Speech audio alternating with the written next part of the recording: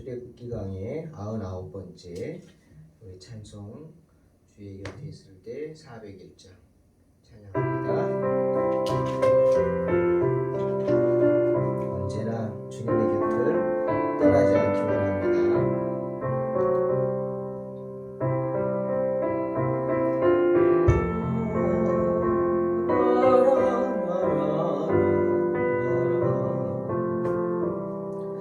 주의 곁에 있을 때 마음이 든든하오니 주여 내가 살 동안 인도하여 주소서. 주여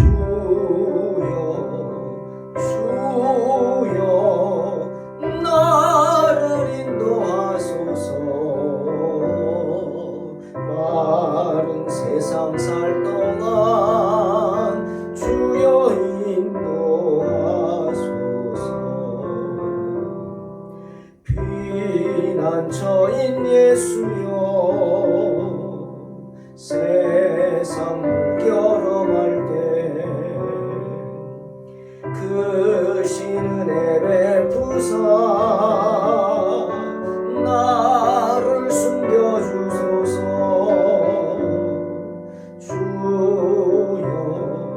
주여 나를 인도하소서. 빠른 세상 살 동안 주여 인도하소서.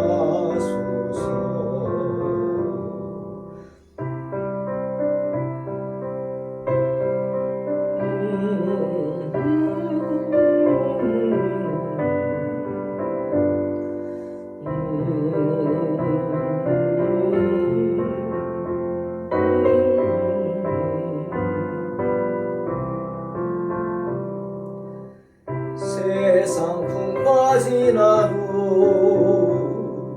영화로운 나라와 눈물 없는 곳으로 들어가게 하소서.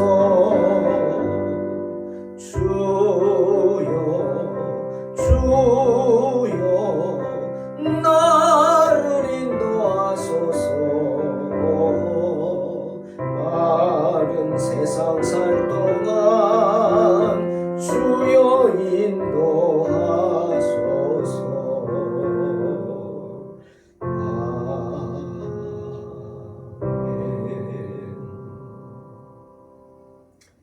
아멘.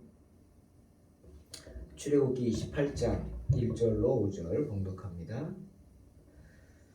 너는 이스라엘 자손 중 내 형 아론과 그의 아들들 곧 아론과 아론의 아들들 나답과 아비후와 엘르아살과 이다마를 그와 함께 내게로 나오게 하여 나를 섬기는 제사장 직분을 행하게 하되 내 형 아론을 위하여 거룩한 옷을 지어 영화롭고 아름답게 할지니 너는 무릇 마음에 지혜 있는 모든 자 곧 내가 지혜로운 영으로 채운 자들에게 말하여 아론의 옷을 지어 그를 거룩하게 하여 내게 제사장 직분을 행하게 하라. 그들이 지을 옷은 이러하니 곧 흉패와 에봇과 겉옷과 반포 속옷과 관과 띠라. 그들이 내 형 아론과 그 아들들을 위하여 거룩한 옷을 지어 아론이 내게 제사장 직분을 행하게 하라. 그들이 쓸 것은 금실과 정색, 자색, 홍색 실과 가늘게 꼰 배실이니라. 아멘. 오늘 그림에 나온 것처럼 오늘은 대제사장의 예복에 관한 말씀을 주님 하고 계십니다. 드디어 하나님께서 오늘 대제사장을 지명하여 세우십니다. 제사장은 하나님의 일을 하는 사람들입니다. 하나님의 여기서 일이란 제사를 드리는 일이죠. 즉 오늘로 말하면 예배를 주관하는 것입니다. 지금까지는 모세가 이런 역할을 했어요. 모세가 많은 역할을 했어요. 첫 번째는 제사장의 직무를 모세가 수행해 왔습니다. 아직 제사장이 세워지기 직전이었죠. 모세가 레위 지파로서 지금까지 여호와의 제사장 중 한 사람으로 인정되어 세움을 입었습니다. 그런데 모세가 제사장의 역할만 한 건 아니죠. 모세는 이스라엘 백성을 위하여 하나님의 뜻을 구하는 선지자 역할도 수행했습니다. 그뿐 아니라 모세는 또한 그들 가운데서 재판하는, 판결을 하는 왕의 역할까지도 훌륭하게 감당해 왔습니다. 하지만 점점 커졌어요. 그죠? 이스라엘 조직이 커지고 백성들이 200만 명 이상이나 되는 그 많은 사람들을 혼자 감당할 수 없었죠. 그리고 이제는 그 조직들이 체계적으로 세워져야 했습니다. 때문에 하나님은 무엇보다 그 이스라엘 백성들을 말씀으로 양육하기를 원하셨고 율법으로 법을 세워서 그들을 질서를 세워 다스리기를 스스로가 판단해서 다스림을 받기를 원했습니다. 하나님이. 때문에 이제는 조직을 갖추어야 할 필요가 대두됐고 하나님께서는 모세를 대신해서 모세의 짐을 이제 덜어주는 거죠. 이제 모세가 감당했던 제사장직, 선지자직, 왕의 역할, 이 중에 제사장의 역할, 그것은 완전히 그 하나님의 일을 그대로 수행하는 거기 때문에 하나님이 구별하여 세운 사람이라면 누구나 할 수 있는 일이었죠. 특별히 하나님이 구별해서 오늘 말씀 뭐라고 그랬죠? 내가 지혜로운 영으로 3절 물은 마음에 지혜 있는 자 모든 자예요. 누구나 할 수 있어요. 마음에 지혜 있는. 하지만 그 누구나 중에서 아무나는 못하죠. 내가 지혜로운 영으로 채운 자들에게 그들을 세우라. 그렇게 말씀하십니다. 그러면서 구체적으로 지명하였어요. 누구냐? 모세의 형 아론 그리고 그의 아들들 4명의 아들 나답과 아비후 엘르아살과 이다말. 여러분 아론이 누굽니까? 아론은 혈육이죠. 모세의 형입니다.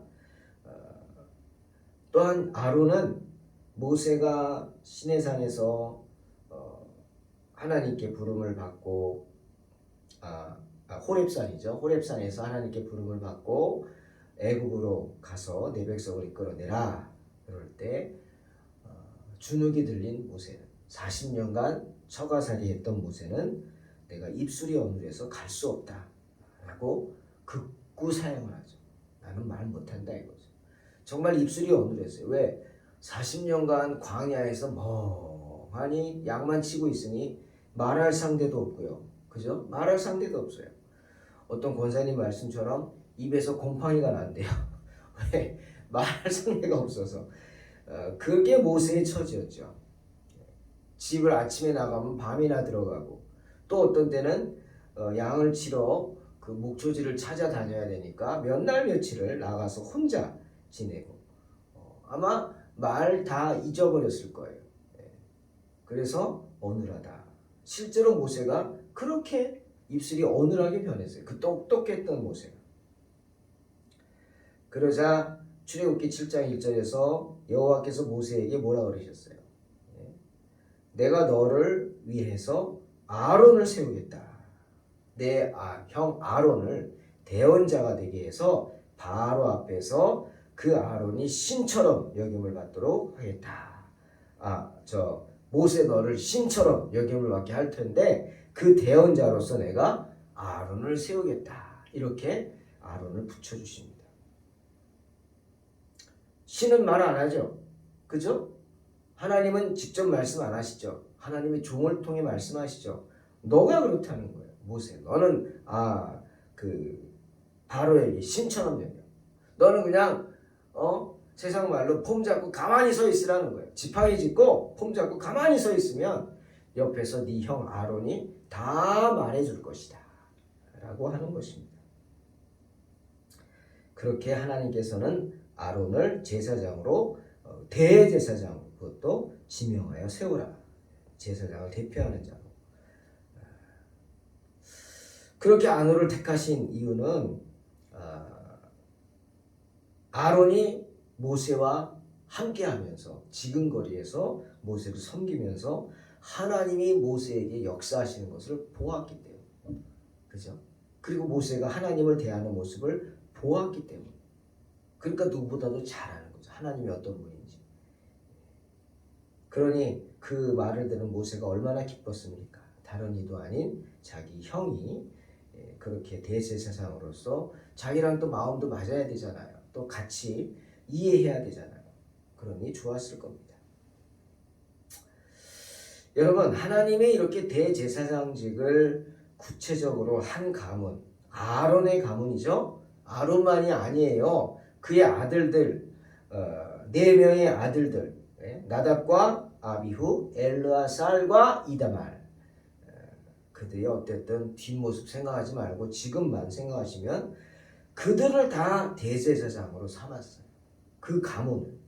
그러니까 아버지 아론이 죽으면 그 아들 중에 누가 이어받는 거예요. 또 그 아들이 또 죽으면 그 아들 중에 누가 이어받죠. 여러분 비느하스 아시죠? 시기심.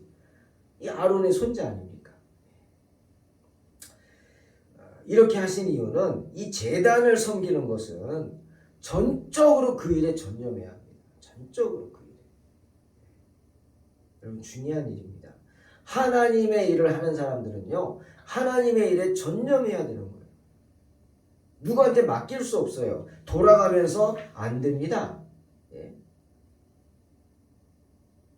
모든 사람이 함께 할 수 있는 이 공동의 일이죠. 이거는 그 일은 누가 돌아가면서 이렇게 맡기면은 책임의 소재가 불분명해져요. 그렇지 않아요? 책임의 소재가 불분명해지면 그 일들이 빵꾸가 난다고요. 책무가 무시된다고요. 네? 꼭 순번을 정하고 책임자를 정하는 겁니다. 그래서 성전의 일도 제사장들이 아무나 하는 게 아니에요. 제사장들을 다 세워서 그 사람들 내에서 순번을 세워서 월요일은 너, 화요일은 너, 수요일은 너, 뭐 이렇게 해서 매일 제사를 드리니까 그런 식으로 했다. 때문에 그 모든 제사에 관한 일을 총 책임짓는 거는 돌아가면서 하는 게 아니라 네가 해라. 이렇게 하고 아론의 가문을 세우는 겁니다.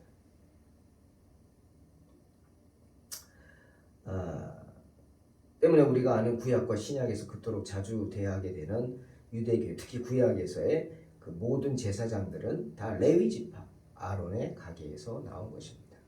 아무나 제사장이 될 수 없었죠. 자, 제사장의 복장이 지정이 됩니다. 이제 하나님은 제사장을 세우신 후에 그들 가운데 구별하시기 위해서 일반 백성들과 구별하기 위해 그들은 제사장 복장을 해야 했습니다. 저도 어디 가면 이렇게 클러지칼라로 우리가 이건 뭐 법으로 정한 건 아닙니다. 하지만 공통적으로 암암리에 우리 장로교 통합 측에서 이렇게 클러지칼라를 해서 많은 분들이 입습니다. 좋아요. 좋은 점도 많고 또 부담스럽죠. 왜?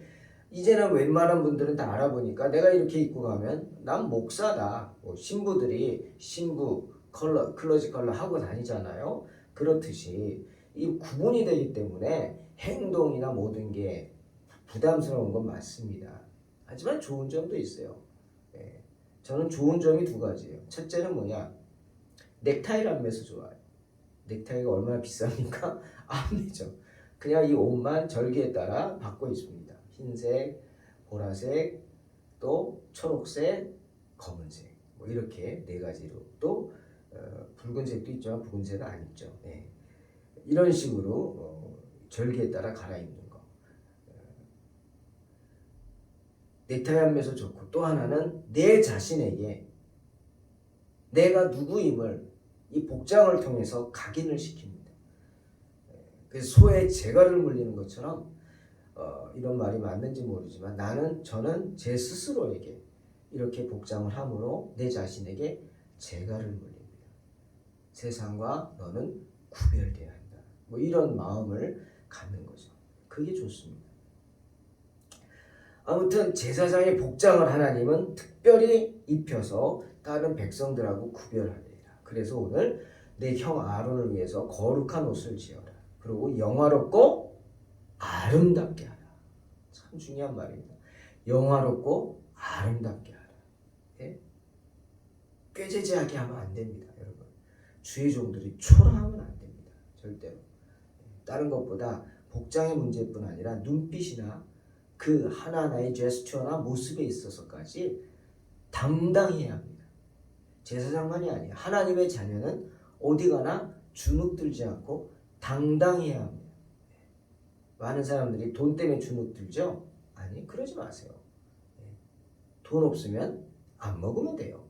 돈 없으면 안 가지면 되는 거예요. 못하면 되는 거예요. 안 하면 돼. 못하는 게 아니라 안 한다고 생각하면 됩니다.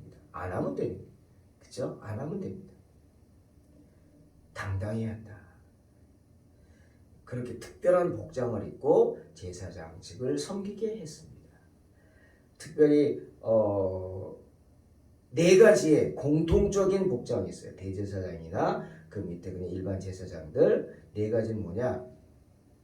세마포 하의와 상의를 입어라. 성전에 출입할 때 세마포로 만든 상하의를 입고 가게 했습니다. 그리고 그것만 입는 게 아니겠죠. 거기에 또 바지를 입었어요. 짧은 바지를 입고 그 위에 겉옷을 입었습니다. 그 겉옷을 우리는 에봇이라고 하죠. 출애굽기 28장 6절 14절에 구체적으로 나옵니다. 우리 아직 안 했죠? 이제 하게 될 것입니다. 다음 시간에 하겠네요. 그 다음에 이 옷들을 서로 고정시키죠. 우리 마치 바지 입으면 혁대해야지 흘러내리지 않게. 그런 것처럼 세마포 요대 또 세마포 띠를 했습니다. 그런데 이 띠들은 금색, 청색, 자색, 홍색 실로 정교하게 만든 띠였죠. 그리고 한 가지 더 모자를 썼습니다. 터번이라고 우리 말하죠. 모자. 특히 제사장, 대제사장이 착용하는 터번은 마이터라고 불렀습니다. 레위기 8장 9절 그의 머리에 관을 씌워라. 관. 세마포로 만들고 터번 형태로 삥삥 돌려 짜서 꿰맨 모자죠. 자, 이제는 대제사장의 복장을 또 구별해서 말씀하십니다. 네 가지로 구별해야 합니다. 제사장 중에 대제사장은 어떻게 하느냐. 오늘 이 사진은 대제사장이죠. 첫 번째, 공교하게 짜여진 띠가 달린 에봇. 아주 공교하게 짠 에봇. 좋은 거죠. 아름답고 화려하게. 소매가 없이 무릎까지 내려오는 앞치마와 같은 모양이었고요. 이 에봇의 앞판과 뒷판을 연결하기 위해서 어깨에다 전대를 달았죠. 이렇게 씌우는 겁니다. 그 다음에 판결에 쓰이는 흉패, 가슴의 판에 가로 세로 22.5cm 정사각형 모양, 역시 에봇 짜는 법으로 금색, 자색, 청색, 홍색 실로 만들었죠.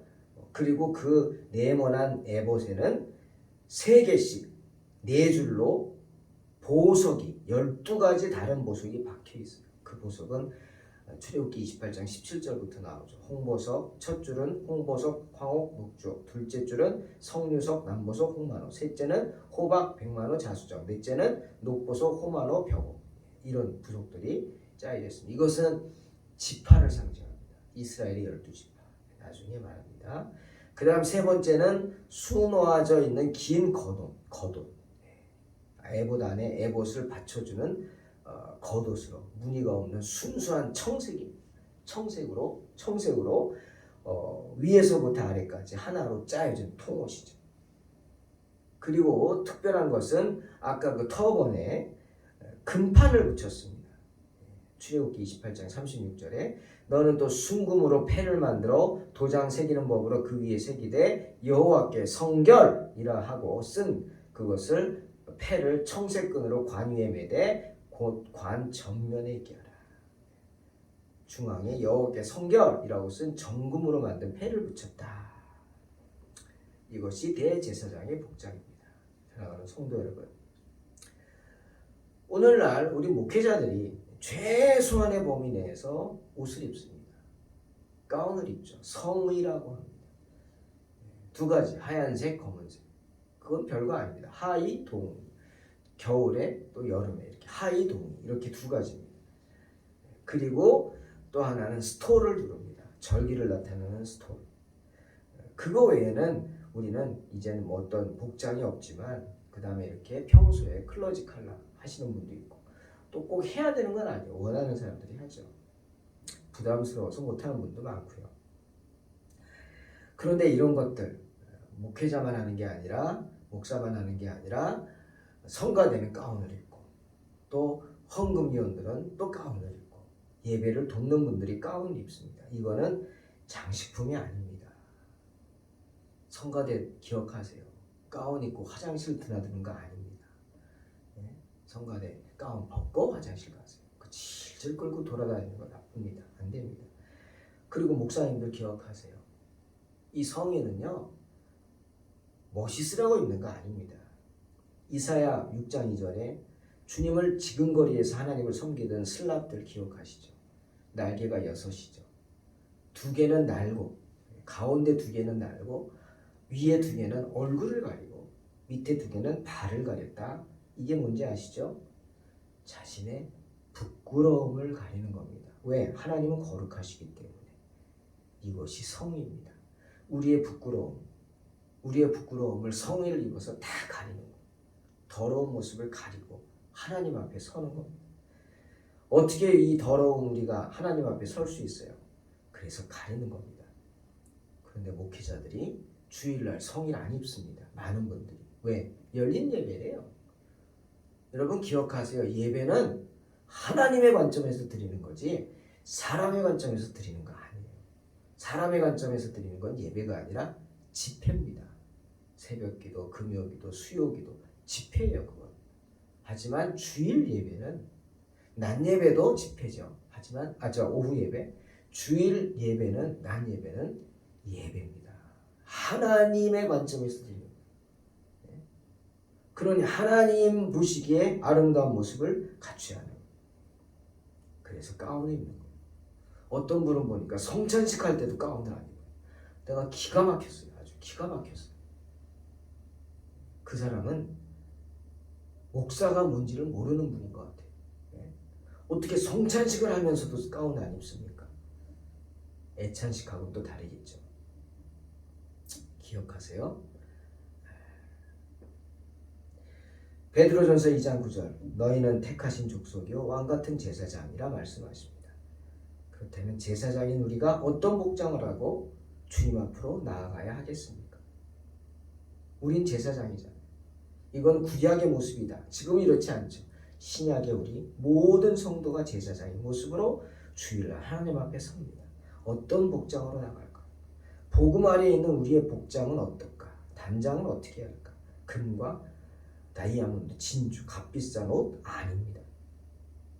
이사야 61장 10절에 내가 여호와로 말미암아 크게 기뻐하며 내 영혼이 나의 하나님으로 말미암아 즐거워하리니 이는 그가 구원의 옷을 내게 입히시며 공의의 겉옷을 내게 더하시니 신랑이 사모를 쓰며 신부가 자기 보석으로 단장함 받게 하셨습니다. 말씀하십니다.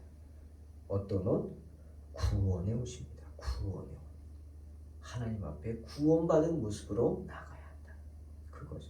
또 하나는 시편 132편 9절 주의 제사장들은 의를 옷 입고 주의 성도들은 즐거이 외칠지어다. 16절 내가 그 제사장들에게 구원의 옷을 입히리니 그 성도들은 즐거이 외칠지어다.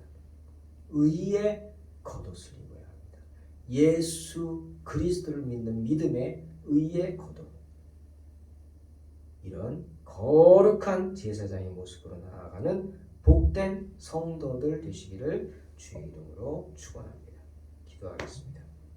하나님 감사합니다. 언제나 주님 바라보고 세상 가운데 당당한 모습으로 주의 제사장의 모습으로 나아가는 복된 성도들 되게 하여 주시옵소서.